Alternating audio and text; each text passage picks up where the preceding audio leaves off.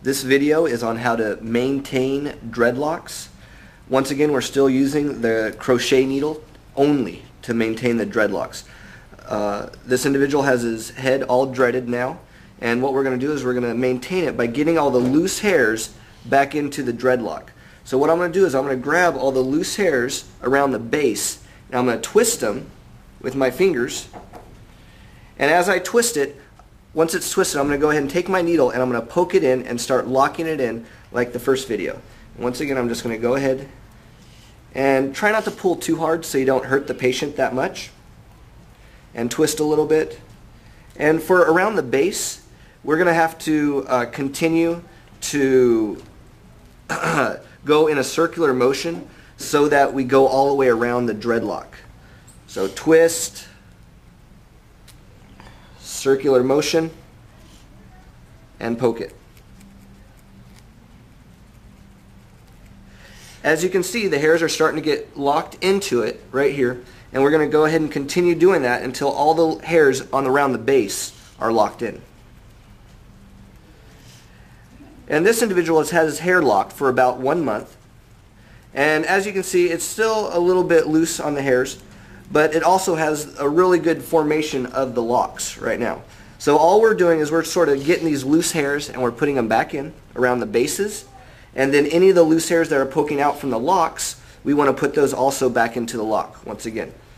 The needle goes into the lock, it grabs the loose hairs and gets pulled in.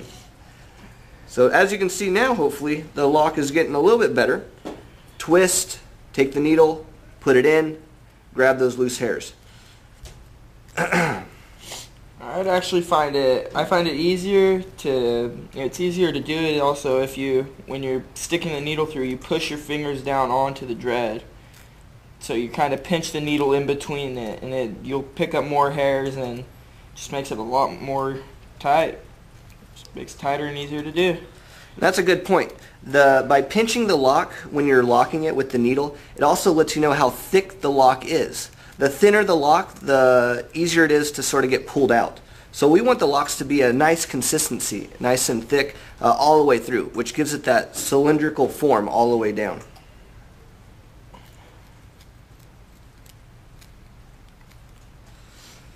So as we can see on this lock right here, this lock looks pretty good from the base. And then just maintain the other locks as we go through, locking as much as we can from the base. Go ahead and twist again.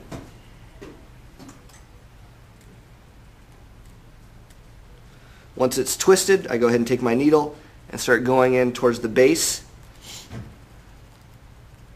And when doing this, it's real important to try to be careful about the patient because it can really pull on their hair a lot when doing it. So hitting the base, you want to be kind of easy on it and kind of relaxed when you do it. One of the last things about maintaining the locks would be maybe to get a round end on the end of the lock. To get the round end, you can see these loose hairs as they go poke out from it. So what we're going to do is we're going to go ahead and grab those loose hairs, and I'm just going to wrap it around the end of the lock. And already you can kind of see how it's not as frizzed anymore. And then we're going to go ahead and use the same technique. I'm going to go ahead and pinch it, stick the needle in,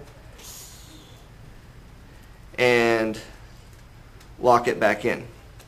And one of the techniques, instead of going in into the side of the lock, is I actually go into like sort of a diagonal motion, and what that does is it pulls the hair back into the lock. And as you notice, you can sort of see how the needle is not going into the side of it, it's going actually in sort of a diagonal motion to pull those hairs back in. You can see pull the hairs back in, pull the hairs back in, pull the hairs back in. And you want to go ahead and continue doing that until it has sort of that roundness.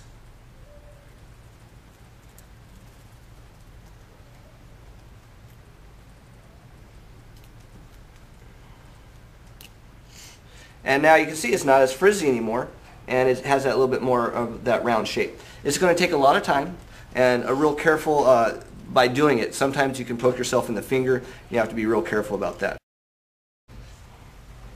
And one of the unusual things about these dreadlocks too is it's really hard for people with straight hair to get dreadlocks. So one of our only options is to use the needle technique. Some people, I guess, let their hairs get real dirty, but this way is real clean, and it keeps the hair and the scalp real clean also. All right. Good luck with your dreadlocks.